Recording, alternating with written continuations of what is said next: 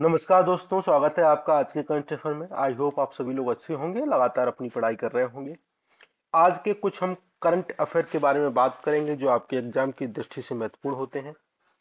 तो पहली न्यूज ये है कि आंध्र प्रदेश में हमें एक टेम्पल देखने को मिलेगा जिसका नाम है श्री सैलम।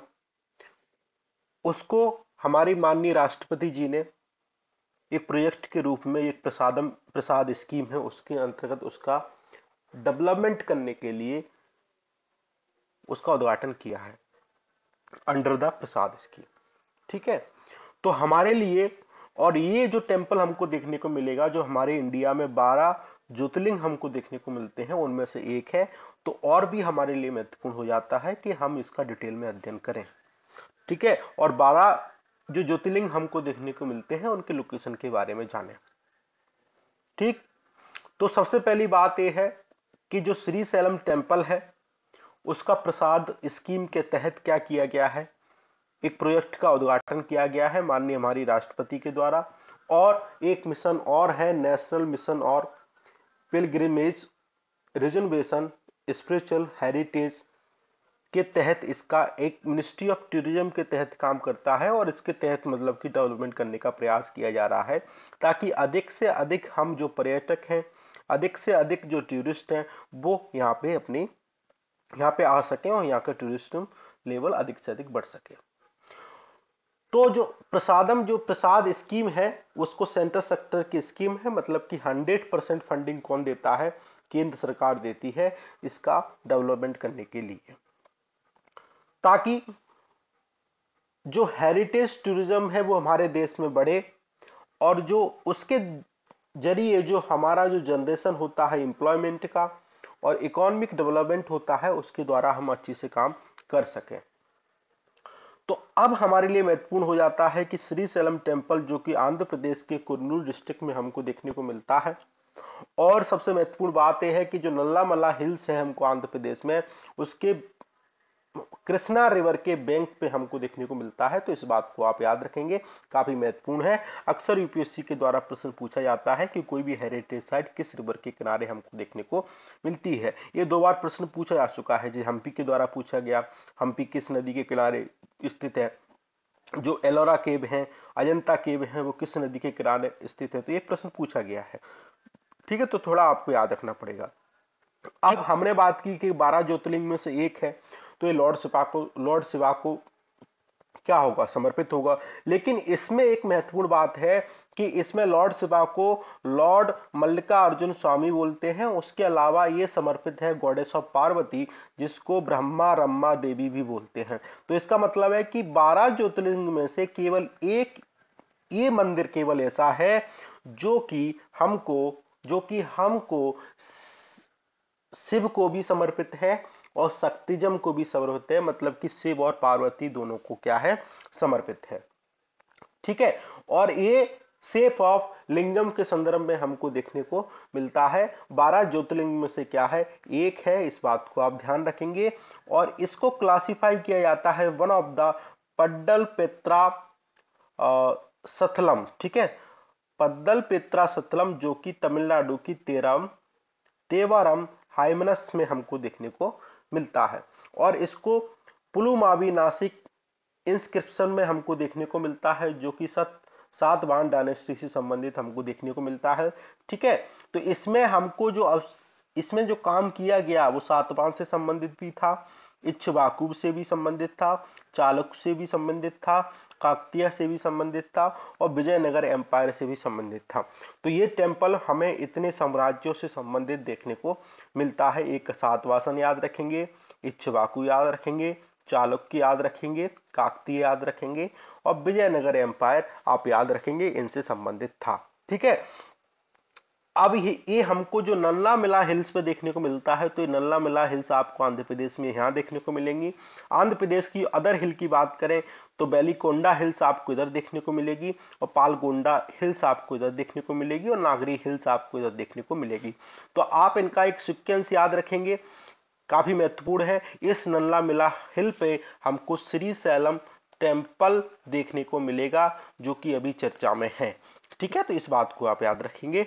दूसरा, वेलिकोंडा और पालाकोंडा हिल्स भी याद रखेंगे। अगर हम तमिलनाडु की हिल्स की बात करें तो जावेदी हिल्स है, सेवराइस हिल्स है, और बिच्चामलाई हिल्स है, सुरुमली हिल्स है, पलानी हिल्स है, और बारूसनज हिल्स हमको देखने को मिलेगी। इधर आपको सबसे लास्ट में कार्डमम हिल्स देखने को मिलेगी। ऊपर आपको अन्नामलाई हिल्स देखने को मिलेगी, सबसे इधर आपको नागरी हिल्स, और इधर आपको आंध्र तमिलनाडु में भी आपको, इधर आपको आंध्र प्रदेश में आपको श्रीशैलम हिल्स भी आपको देखने को मिलेगी। तो काफी महत्वपूर्ण है, यहाँ से प्रश्न अक्सर आपसे द्वारा बन सकता है। ठीक है, तो इस बात को आप याद रखेंगे। ठीक है, दूसरी बात, अदर हिल्स आप इजीली याद रखेंगे। अजंता रेंज आपको यहाँ रखेंगे, यहाँ पे अजंता केव्स आपको देखने को मिलेंगी। बालाघाट रेंज इधर देखने को मिलेगी। ऊपर आपको अरावली रेंज देखने को मिलेगी। ठीक है, तो ये सारी चीजें आप एक बार पॉज करके इन सारी हिल्स का देखेंगे। और सबसे महत्वपूर्ण बात है कि आप इनका सीक्वेंस याद रखेंगे, नॉर्थ से लेकर साउथ तक। विशेषकर आंध्र प्रदेश, तमिलनाडु, केरला और कर्नाटका की हिल है, वहां का आप सीक्वेंस जरूर याद रखेंगे, यहाँ से प्रश्न अक्सर बन सकता है। ठीक है, तो इस बात को आप याद रखेंगे। दूसरा, एक स्कीम चर्चा में है, प्रसादम। तो प्रसाद जो स्कीम है और इससे संबंधित एक स्कीम हमको और देखने को मिलती है, हृदय। इन दोनों स्कीमों में अक्सर हमको कंफ्यूजन देखने को मिलता है। तो प्रसादम स्कीम का मतलब ये है कि जितने भी हमको स्पिरिचुअल और जितने भी हमको पिलग्रिमेज हमको स्थल देखने को मिलते हैं, उनका डेवलपमेंट करना, और ताकि यहाँ पे अधिक से अधिक हमको टूरिज्म देखने को मिले। और ये स्कीम हमको मिनिस्ट्री ऑफ टूरिज्म के अंतर्गत काम करती है, ताकि create centre of tourism development को हम डेवलप कर सकें। 100% सेंट्रली स्पॉन्सर स्कीम है, मतलब कि 100% जो वित्तीय सहायता है कौन देता है, केंद्र सरकार देती है। और इसके तहत कुछ सिटी को सिलेक्ट किया गया है, जैसे पंजाब है, ठीक है, तमिलनाडु है, इस तरह की कुछ 12 सिटी को सिलेक्ट किया गया, वहां पे डेवलपमेंट करने का प्रयास किया गया है। दूसरी बात, जो हृदय स्कीम है उसके तहत ही मिनिस्ट्री ऑफ अर्बन डेवलपमेंट के तहत काम करती है। इसके तहत ऐसी सिटी को चूज किया गया है ताकि उनको हेरिटेज स्टेटस मिल सके। ये भी सेंटर सेक्टर की स्कीम है, इसके तहत भी कुछ सिटी को सिलेक्ट किया गया है। इसका मतलब है हेरिटेज सिटी डेवलपमेंट ऑगमेंटेशन योजना, मतलब कि जो भी हमारे पास हेरिटेज सिटी है उनका डेवलपमेंट आसानी से कर सके। ठीक है, इन दोनों को मिनिस्ट्री याद रखिएगा कि एक जो स्कीम है मिनिस्ट्री ऑफ टूरिज्म के तहत काम करती है, एक जो स्कीम है हृदय, वो मिनिस्ट्री ऑफ अर्बन डेवलपमेंट के तहत काम करती है। इस बात को आप याद रखेंगे। अब हमारे देश में 12 ज्योतिर्लिंग हमको देखने को मिलते हैं। उनमें से हम आपको, जैसे अभी हमने पढ़ा, मल्लिकार्जुन स्वामी हमको देखने को मिलते हैं, एक ज्योतिर्लिंग का पार्ट है। अदर हमको जो 11 ज्योतिर्लिंग हमको देखने को मिलते हैं, तो आप इनकी लोकेशन याद रखिएगा। विश्वनाथ आपको इधर उत्तर प्रदेश बनारस में देखने को मिलेंगे, वैद्यनाथ हमको झारखंड में, फिर आपको ओमकारेश्वर आपको मध्य प्रदेश में, महाकालेश्वर आपको मध्य प्रदेश में। अभी ये चर्चा में था क्योंकि यहाँ पे भी महाकाल लोक का निर्माण किया गया। दूसरा, नागेश्वर और सोमनाथ आपको गुजरात में देखने को मिलेंगे, त्र्यंबकेश्वर, गिरिशंकेश्वर और भीमा शंकर आपको तो महाराष्ट्र में देखने को मिलेंगे। तो सबसे अधिक आपको कहाँ देखने को मिलेंगे? महाराष्ट्र में, इस बात को ध्यान रखेंगे। दूसरा, आपको सबसे ऊपर आपको केदारनाथ में एक ज्योतिर्लिंग आपको देखने को मिलेगा। केवल इस ज्योतिर्लिंग की विशेषता क्या है कि यहाँ पे शैवजम को भी समर्पित है और शक्तिजम को भी समर्पित है। 12 ज्योतिर्लिंग में से केवल एक ज्योतिर्लिंग ऐसा है जो शिव और पार्वती दोनों को क्या है, समर्पित हमको देखने को मिलता है। तो इस बात को आप याद रखेंगे, आपसे प्रश्न पूछा जा सकता है। ठीक है, इस बात को। और ये सबसे लास्ट में आपको रामेश्वर देखने को मिलेगा। ठीक है, तो ये बात आप याद रखेंगे। दूसरी बात, इसमें आपको एक डिफरेंट कलाकृति देखने को मिलेगी। हो सकता है को इंसिडेंट हो सकता हो कि इसको एक योजना के तहत इन सारे ज्योतिर्लिंगों को डेवलप किया गया हो, मतलब कि इनकी स्थापना की गई हो। ठीक है, कई प्रकार की कहानियां हमको देखने को मिलती हैं। तो ये आपको, अगर यहाँ से आप इधर आपको महाराष्ट्र के गिरी शंकरेश्वर शिवलिंग से स्टार्ट करेंगे तो आपको इस तरह से कुछ, आप इस तरह से शंख की आकृति आपको देखने को मिलेगी। ठीक है, शंख की आकृति मतलब कहने का मतलब है कि आप यहाँ से स्टार्ट करो, या फिर आप यहाँ से स्टार्ट करोगे तो उसके बाद लोग कहाँ जाते हैं, रामेश्वर जाते हैं। तो इस प्रकार से लोग चर्चा करते हैं। तो आपको सबसे पहले अगर यहाँ से स्टार्ट करेंगे तो आपको शंख की आकृति इसमें देखने को मिलेगी। ठीक है, को इंसिडेंट कह सकते हैं, या फिर एक इसको एक योजना के तहत इस प्रकार से डेवलप किया गया। तो इस बात को आप याद रखेंगे, काफी महत्वपूर्ण चीज है, इंटरेस्टिंग चीज है। ठीक है, इस बात को आप ध्यान रखेंगे। दूसरी स्कीम चर्चा में है, डी नोटिफाइड ट्राइब हमेशा चर्चा में रहती हैं। तो ये न्यूज में क्यों है? क्योंकि जो डी नोटिफाइड ट्राइब रहती है और नोटिफाइड ट्राइब रहती है, और सेमी नोटिफाइड ट्राइब हमको ट्राइब देखने को मिलती है। इनको क्लासिफाई करने की बात की गई है कि आप इनको SC ST और OBC की लिस्ट में क्लासिफाई कीजिए।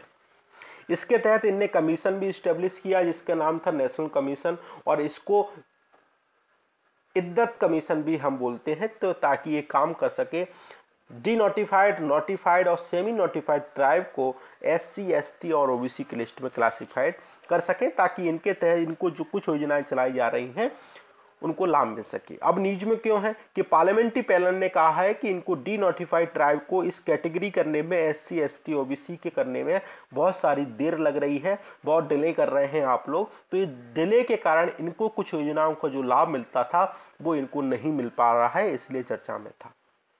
ठीक है, इनको क्या किया, डी नोटिफाइड ट्राइब को हम क्या बोलते हैं, विमुक्ता जाति भी बोलते हैं, विमुक्ति जाति भी बोलते हैं। क्रिमिनल ट्राइब इनको ब्रिटिश काल में बोला जाता था। ठीक है, एक बार इनका मतलब कि नॉन बेलेबल इनके द्वारा ऑफेंस होता था। ठीक है, एक बार अगर उन्हें नोटिफाइड हो गई तो इनको इंडियन पीनल कोड के अकॉर्डिंग इनको सजा मिलती थी, जैसा आप इस चित्र में देख पा रहे हैं। काफी महत्वपूर्ण चीज है। ठीक है, तो इस बात को आप समझेंगे। तो सबसे पहले क्या हुआ, कॉलोनियल इरा क्रिमिनल ट्राइब एक्ट 1871 लेके आए ब्रिटिश के लोग, और कुछ जातियों को डी नोटिफाई कर दिया गया, मतलब कि इनको नोटिफाई कर दिया कि ये क्या है, क्रिमिनल की तरह इनका जन्म होता है, क्रिमिनल ट्राइब है। इनका मेनली काम होता है एक राज्य से दूसरे राज्य में जाती हैं। आपने देखा होगा, कभी कभी आपने देखे होंगे कि बहुत सारी जातियां आ जाती हैं, आपके यहाँ कुछ लोहे के सामान बेचती हैं, कुछ अदर प्रकार की चीजें आपके बना के आपके मोहल्ले में आगे, अगर आपकी कॉलोनी में आके आपको वो सेल करती हैं, तो इनको बोलते हैं घूमंत जातियां। ठीक है, एक जगह से दूसरी जगह पे घूमते रहते हैं। जब हमको स्वतंत्रता मिली तो इस क्रिमिनल ट्राइब एक्ट 1871 को सरकार ने क्या किया, रिपील कर दिया, और कहा कि इनको नोटिफाई क्रिमिनल ट्राइब के रूप में किया गया था वो की पूर्णतः गलत है, और इनको डी नोटिफाइड कर दिया कि ये क्रिमिनल नहीं है, क्योंकि मानव अधिकारों का उल्लंघन करते हैं।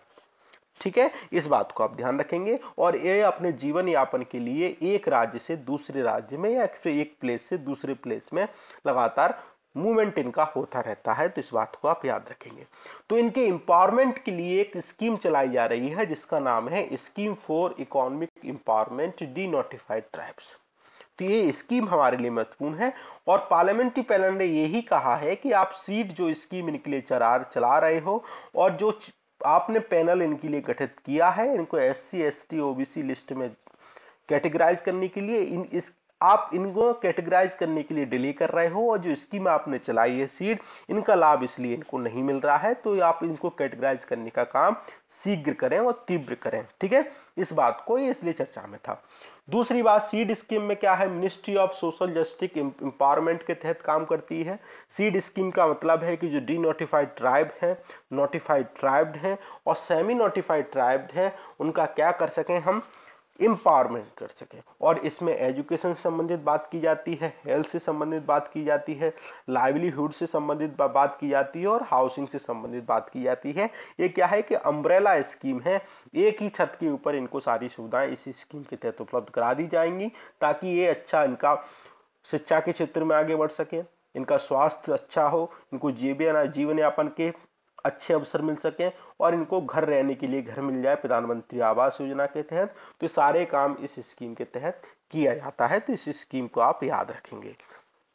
ठीक है, इसके तहत अब इसको काम करने का कौन कर रहा है, भारतीय मानव विज्ञान सर्वेक्षण मतलब कि एंथ्रोपोलॉजिकल सर्वे ऑफ इंडिया काम करता है। एक रिसर्च ऑर्गेनाइजेशन है जो कि हमारी जो भी मतलब कि ट्राइबल जनजाति है उनके संदर्भ में क्या करते हैं, ये लोग रिसर्च करते हैं। इसको 1945 में स्टेब्लिश किया गया था। एक section zoology survey was curved out the become the anthropological survey of India, तो इसके तहत इसको लाया गया। इसका हेडक्वार्टर हमको कलकत्ता में देखने को मिलेगा। मिनिस्ट्री ऑफ कल्चर के तहत क्या करता है, काम करता है, तो इस बात को आप याद रखेंगे। दूसरा,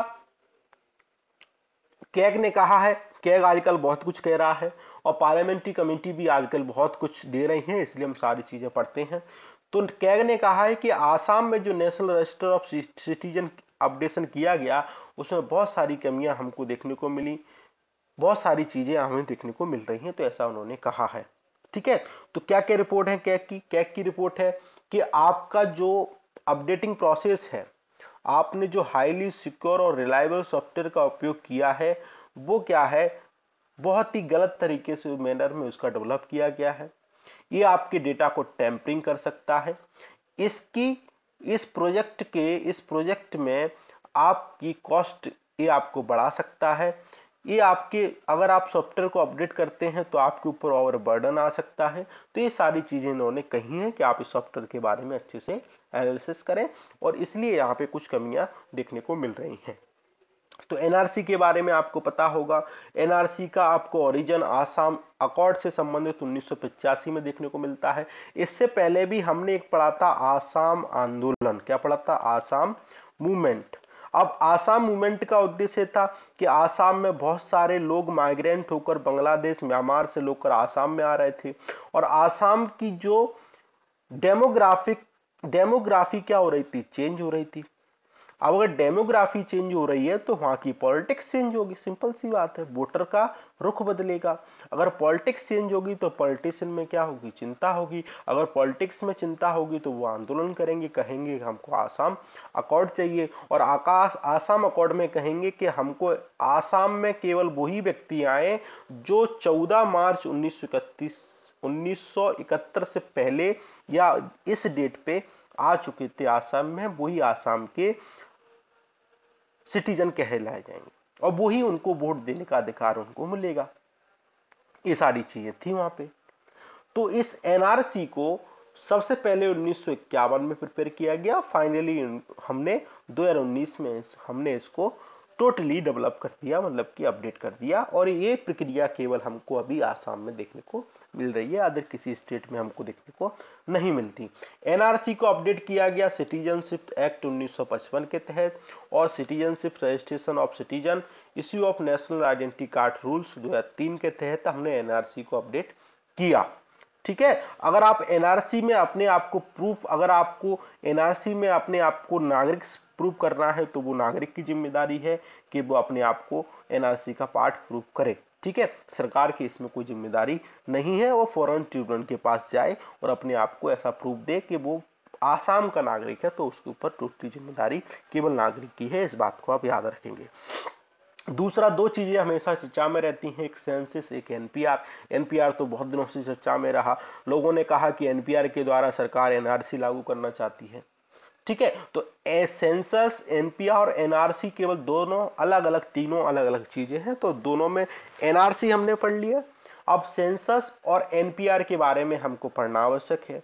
सेंसस को हम सेंसस एक्ट 1948 के तहत कंडक्ट करते हैं, और एनपीआर को हम सिटीजनशिप रूल 2003 के तहत कंडक्ट करते हैं।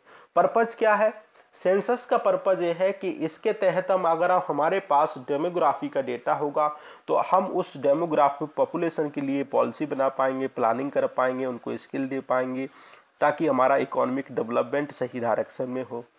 और एनपीआर का पर्पज होता है कि हम एक साथ एक रजिस्टर बना लें, हमें पता चल जाए कि कितने लोग हमारे देश के नागरिक हैं, कितने लोग हमारे यहाँ रह रहे हैं, चाहे वो इंडियन हो या फिर फॉरेनर हो। ठीक है, इस बात को ध्यान रखेंगे। इंफॉर्मेशन सेंसस में हमको लिटरेसी, माइग्रेशन, एम्प्लॉयमेंट, इनकम की दी जाती है। एनपीआर में birth detail of parents document की जरूरत होती है। डाटा प्राइवेसी एनोनिमस होता है, कॉन्फिडेंस होता है, इसमें कोई कॉन्फिडेंशियल हमको देखने को नहीं मिलता है। एनपीआर में पनिशमेंट, कोई पनिशमेंट नहीं है इसमें। पनिशमेंट अगर आपने नॉन डिस्क्लोजर किया तो आपको पनिशमेंट हो सकती है, इस बात को आप ध्यान रखेंगे। ये सारी चीजें आपस में क्या है, इंटरकनेक्टेड है, और यूपीएससी आजकल क्या करता है, इंटरकनेक्टेड करके ही आपसे प्रश्न पूछेगा, इस बात को आप याद रखेंगे। दूसरी बात, ग्रीन मेथनॉल चर्चा में है। National thermal power corporation NTPC और टेक्नीमाउंट जो कि इटली की बेस्ड कंपनी है, ने आपस में मेमोरेंडम ऑफ अंडरस्टैंडिंग किया है, और ताकि हम ग्रीन मेथनॉल को आगे बढ़ा सकें, और ताकि हमारा जो ग्रीन हाउस गैस इमिशन है वो कभी हमको कम लेवल पे देखने को मिले। ठीक है, बस इतनी न्यूज थी। तो हमारे लिए महत्वपूर्ण है कि ग्रीन मेथनॉल को पढ़ें। एक टॉक्सिक एल्कोहल होता है जो कि इंडस्ट्री में एक सॉल्वेंट, पेस्टिसाइड, अल्टरनेटिव फ्यूल के रूप में उपयोग होता है और ये नेचुरली ह्यूमन, एनिमल, प्लांट में भी हमको देखने को मिलता है। इसमें हमको जो कम लेवल पर, अगर हम ग्रीन एथेनॉल की, मेथनॉल की बात करेंगे तो minimum amount of green house gas का हमको इमिशन के रूप में देखने को मिलेगा। ठीक है, इसको हम बायोमास से प्रोड्यूस कर सकते हैं, कार्बन डाइऑक्साइड, हाइड्रोजन प्रोड्यूस कर सकते हैं, तो सारी चीजें हमको देखने को मिलेंगी। ठीक है, ये सारा हमको यूजेस इसमें देखने को मिलेगा। तो मेथनॉल भी कई प्रकार का होता है, एक brown methanol, green methanol, blue और ग्रीन मेथनॉल। तो ब्राउन मेथनॉल का मतलब होता है कि अगर आपने इसका प्रोडक्शन करने के लिए कोल का उपयोग किया तो उसमें कार्बन डाइऑक्साइड का इमिशन अधिक होगा, तो इसलिए हमने इसको ब्राउन मेथनॉल बोल दिया। ग्रे मेथनॉल का उपयोग आपने ऐसे नेचुरल गैस का उपयोग किया तो उसमें कार्बन डाइऑक्साइड का इमिशन इसकी अपेक्षा, ब्राउन मेथनॉल की अपेक्षा कम होगा, तो हमने इसको ग्रे मेथनॉल बोल दिया। ब्लू मेथनॉल में अगर हमने ब्लू हाइड्रोजन का उपयोग किया, इसमें जो CO2 का मिशन होगा वो इन दोनों की अपेक्षा कम लेवल पर देखने को मिलेगा, तो इसको हमने ब्लू मेथनॉल बोल दिया।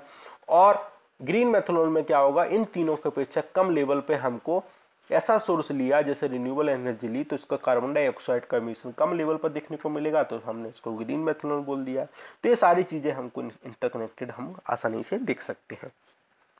अब इसका प्रोसेस क्या है, पहले तो हम CO2 को कैप्चर करेंगे, फिर फोटो कैटलिस्टिक रिएक्टर में इसका उपयोग करेंगे, फिर सेपरेशन में प्लांट में दोनों चीजों को, कार्बन डाइऑक्साइड, ऑक्सीजन को अलग करेंगे, फिर मेथनॉल का हम क्या करेंगे, प्रोडक्शन करेंगे। तो इस प्रकार की इनकी क्या है, प्रोसेस है। आप इसको प्रोसेस को याद रखने की आपको आवश्यकता नहीं है। ठीक है, इस बात को आप ध्यान रखेंगे। नेशनल मोबाइल मॉनिटरिंग सिस्टम चर्चा में है। अब मनरेगा के तहत, मनरेगा में जो भी काम करेगा उनकी जो अटेंडेंस है वो डिजिटली काम करेगी और यूनिवर्सली हम इनकी एक मोबाइल के द्वारा उनकी अटेंडेंस ले पाएंगे। क्यों? ताकि ट्रांसपेरेंसी हो, उसमें भ्रष्टाचार देखने को मिलता है वो ना हो। और ये कंपलसरी होगी जहां पे 20, उस साइट पे 20 और मोर देन 20 मनरेगा में अगर कोई वर्कर काम करते हैं वहां पे क्या होगी, कंपलसरी होगी। अगर इससे कम लेवल पे हमको मजदूर देखने को मिलेंगे तो वहां पे कंपलसरी नहीं होगी, इस बात को याद रखेंगे।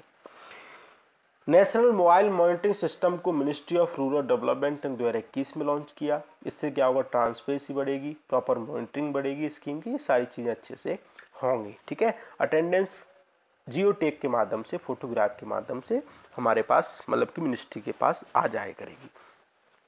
तो मनरेगा को 2005 में लेके आए।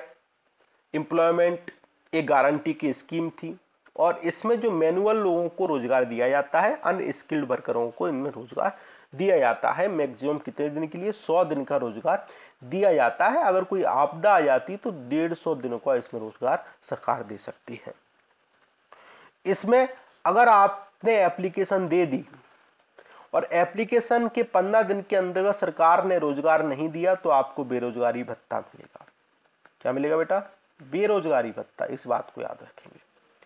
इससे क्या होगा, एग्रीकल्चर बेजेस बढ़ेंगे, वुमेन का एम्पावरमेंट होगा। आप अधिक से अधिक ग्रामीण रीजन में जाएंगे तो महिलाएं मनरेगा के तहत सबसे अधिक काम करती हैं, तो क्या होता है, वुमेन का एम्पावरमेंट होता है। जो marginalise section of society, SCs और STs हमको ट्राइबल देखने को मिलते हैं, लोग देखने को मिलते हैं, उनका क्या होगा, अपलिफ्टमेंट हमको देखने को मिलता है। माइग्रेशन में हमको कमी देखने को मिलती है क्योंकि लोगों को रोजगार वही मिल जाएगा, तो माइग्रेशन में हमको कमी देखने को मिलेगी। फाइनेंशियल इंक्लूजन होगा, सस्टेबल एसेट हमको जनरेट हो जाएगी और एम्प्लॉयमेंट का जनरेशन तो होगा ही होगा। इस बात को आप याद रखेंगे। ठीक है, NCPCR चर्चा में है। National commission for protection child right ने एक डायरेक्टिव इशू किए हैं NGO को कि अगर आपको फंड राइज करना है तो आप किसी वनरेबल चिल्ड्रन की फोटो के द्वारा आप फंड को राइज नहीं कर सकते। जैसे आप कई टीवी में कई NGO के ऐड आते हैं कि सबसे पहले तो किसी चिल्ड्रन की जो बहुत ही गंभीर रूप से उसकी हालत खराब होगी, उसकी आपको पिक्चर दिखाएंगे, फिर आपसे पिक्चर दिखाने के बाद आपसे फंड लेंगे।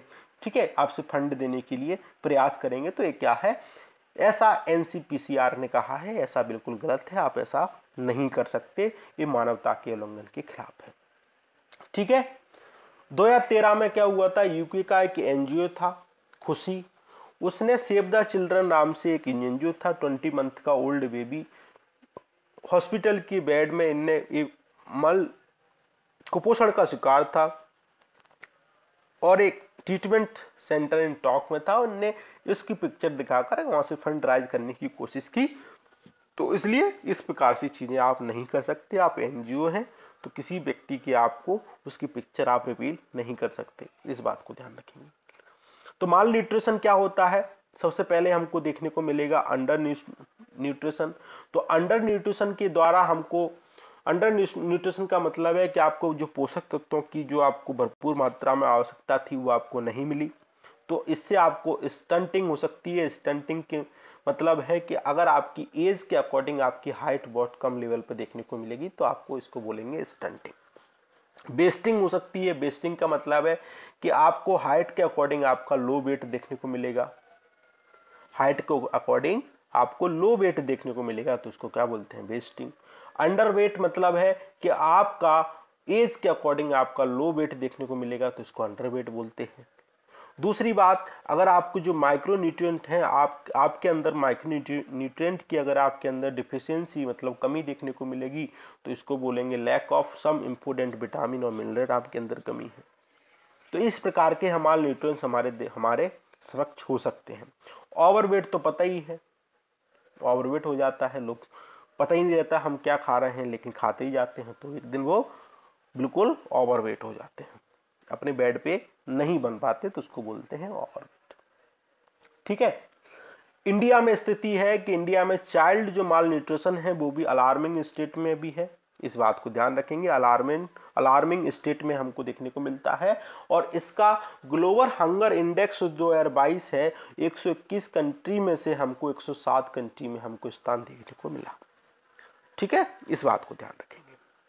तो आप कमेंट करके बताएंगे कि ग्लोबल हंगर इंडेक्स 2022 को किसके द्वारा जारी किया जाता है और इसके पैरामीटर क्या होते हैं। मैं आपको हिंट दे देता हूं कि 4 पैरामीटर हमको देखने को मिलेंगे। ठीक है, इस पे यूपीएससी ने प्रश्न पूछा जा चुका है कि पैरामीटर के बारे में।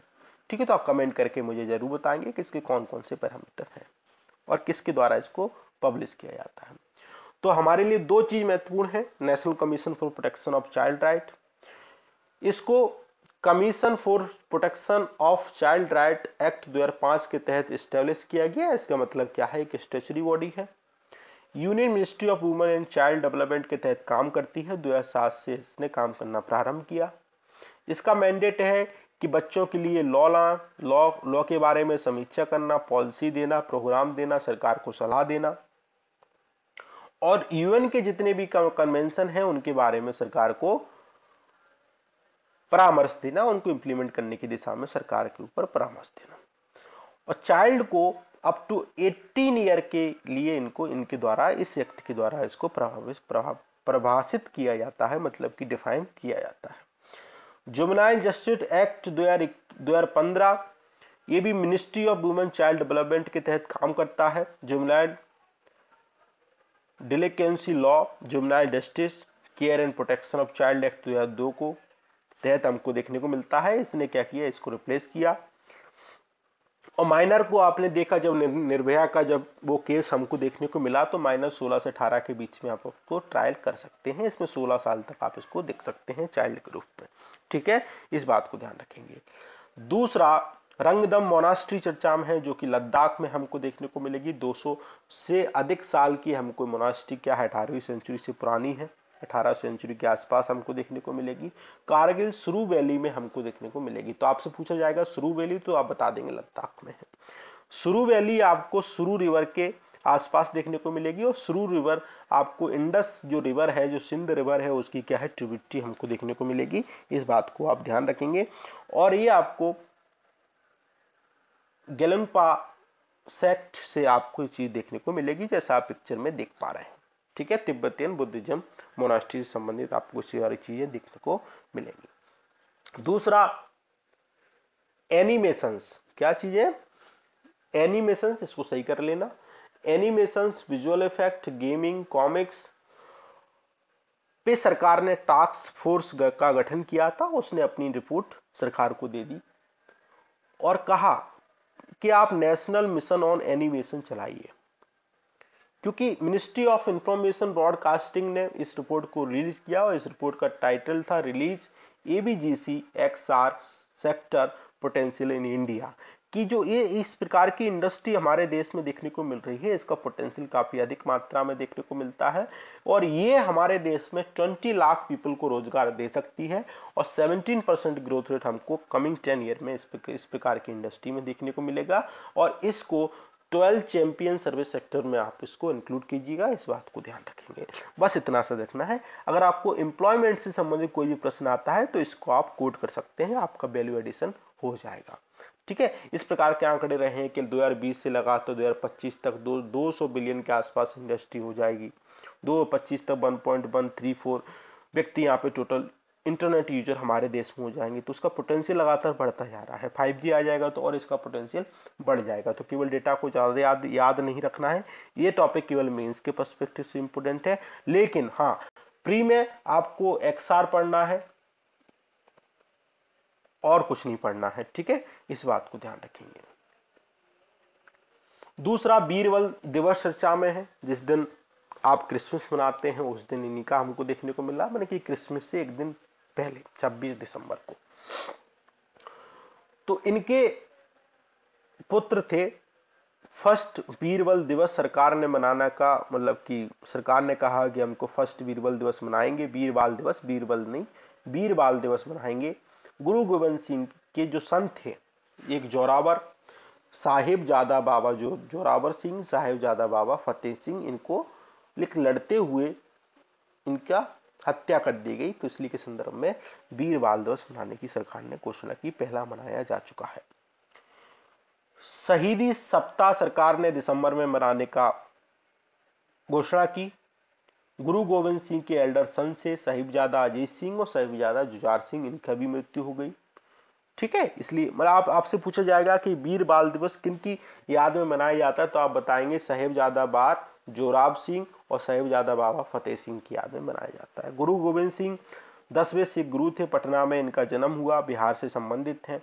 खालसा पंथ की इनने स्थापना की, आनंदपुर चामकोर अगेंस्ट में इनने बैटल लड़ा, किसके खिलाफ? मुगलों के खिलाफ। इनने लिखा जाफरनामा 1705 में। ठीक है, इस बात को आप ध्यान रखेंगे। इसको हम किसी दिन सेपरेट टॉपिक के संदर्भ में अलग से डिस्कस करेंगे, वीर बाल दिवस के संदर्भ में, इस बात को आप याद रखेंगे। दूसरा, नेपाल में अभी नए प्रधानमंत्री बन गए हैं, पुष्प कुमार प्रचंड दहल, इस बात को ध्यान रखेंगे। नेपाल से संबंधित बहुत सारी चीजें महत्वपूर्ण हैं। तो नेपाल के प्रधानमंत्री को हमसे मतलब कि हमें कोई उनसे मतलब नहीं है एग्जाम से संबंधित। हाँ, मोदी सरकार को उनसे मतलब होगा कि बहुत सारे इशू हैं, हमें सॉल्व करना है। सबसे महत्वपूर्ण मुद्दा तो हमको काला पानी से संबंधित देखने को मिलता है और दो मुद्दे इनने राजनीति ने बनवा दिए, एक लिपू लेख बनवा दिया, एक लिपुधरा आपको बनवा दिया। ठीक है, लेकिन मेन मुद्दा आपको काली रिवर देखने को मिलेगी, इधर काला पानी से संबंधित चीजें आपको देखने को मिलती हैं। ठीक है, जापान के द्वारा नेपाल के द्वारा बहुत सारी चीजें, चाइना कार्ड भी खेला जाता है। कई बार चाइना के फेवर में पॉलिसी बनाने लगते हैं तो भारत कहता है भाई साहब कहाँ जा रहे हो, इधर आ जाओ, जो चीज चाइना दे रहा है वो हमसे ले जाओ। लेकिन कई बार हम चूक जाते हैं कि हमारे पास उतना धन पैसा नहीं है, चाइना के पास इकोनॉमी पावर है, मिलिट्री पावर है, हम भी उनसे कम नहीं है, लेकिन चाइना जितना हमारे पास पैसा नहीं है। ठीक है, तो इसलिए वो नेपाल क्या करता है, कभी कभी चाइना कार्ड खेल लेता है और जब चाइना को कुछ लेना होता है तो नेपाल क्या कर लेता है, कभी कभी इंडिया कार्ड खेल लेता है। ठीक है, दोनों के मध्य क्या करता रहता है, खेल खेलता रहते हैं ये दोनों व्यक्ति, भारत और चाइना के मध्य नेपाल खेल खेलता है। ठीक है, इस बात को याद रखेंगे। दूसरा, ताइवान न्यूज में है, क्यों? क्योंकि चाइना ने अभी 24 जो एयरक्राफ्ट हैं ताइवान के क्षेत्र में हमको देखने को मिले, इसलिए ताइवान की जो मैपिंग है बहुत महत्वपूर्ण हो जाती है। इधर आपको ताइवान देखने को मिलेगा, इधर आपको फिलीपींस, इधर आपको Pacific ocean, south Korea, Japan देखने को मिलेगा। तो इस बात को आप याद रखेंगे। ठीक है, जैसे आप यहां देखेंगे Taiwan, Pacific Sea, South China Sea, इधर आपको लाओस, थाईलैंड, कंबोडिया, वियतनाम देखने को मिलेगा, ब्रुनई, मलेशिया, सिंगापुर देखने को मिलेगा। ठीक है, तो ये सारी चीजें महत्वपूर्ण है। ईस्ट चाइना सी आपको इधर देखने को मिलेगा। तो ये सारी मैपिंग आपके लिए महत्वपूर्ण है, आपके यहाँ से प्रश्न आने की पूरी संभावना है। अब इन भाई साहब को तो आप जानते होंगे, एकॉन नाम का एक क्या है, सिंगर है, अमेरिका और सेनेगल रीजन में देखने को मिलते हैं। आपने एक मूवी देखी होगी ब्लैक पैंथर, उसमें एक सिटी है जिसका नाम है बकाड़ा, बकांडा है बकाड़ा है, मुझे एक्चुअली याद नहीं आ रही है। वो सिटी काफी फ्रैक्शन सिटी है, मतलब कि काफी साइंटिफिक सिटी है। तो इस प्रकार की सिटी का निर्माण एकॉन करना चाहते हैं, उस सिटी का नाम होगा एकॉन सिटी, और 2000 एकड़ में उस सिटी का निर्माण होगा जो कि सरकार को समर्पित करेंगे, जो कि हमको सिटी सेनेगल रीजन में हमको देखने को मिलेगी। तो हमारे लिए मैपिंग क्या महत्वपूर्ण है, सेनेगल वाली। सेनेगल और गुनिया बिसाऊ के बीच में आपको गाम्बिया देखने को मिलेगा, ये सारी चीज महत्वपूर्ण है। इधर आपको माली, इधर आपको गुनिया, इधर आपको अटलांटिक ओशियन आपको देखने को मिलेगा। ठीक है, तो आज के डिस्कशन में इतना ही था। आई होप आपको पसंद आया होगा। Thank you.